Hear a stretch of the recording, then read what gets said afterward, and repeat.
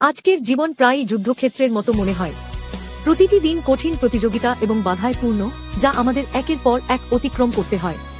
যিশুয়া শক্তিশালী জেরিহো শহর জয় করতে আগ্রহী ছিলেন, কিন্তু শহরটি এখনও তার পথে দাঁড়িয়েছিল।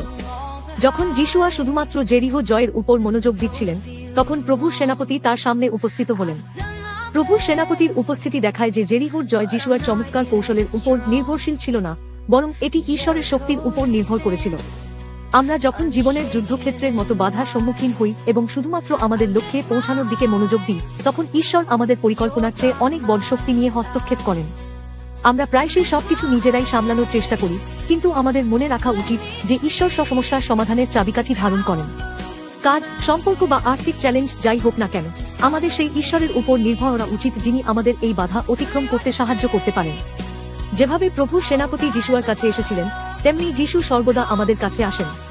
যিশু আমাদের জীবনের সবচেয়ে বড় যুদ্ধ, পাপ এবং মৃত্যু, ক্রুশের মৃত্যু ও পুনরুত্থানের মাধ্যমে জয় করেছেন।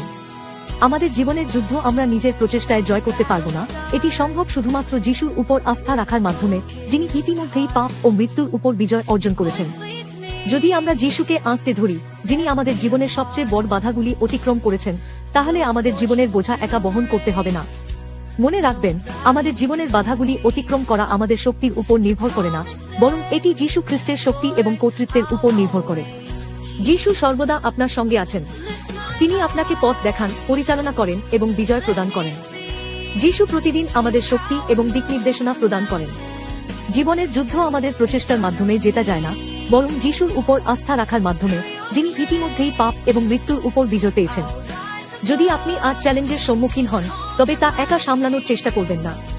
যিশু এখানে আছেন আপনাকে পথ দেখানোর জন্য, পরিচালনার জন্য এবং বিজয় প্রদানের জন্য।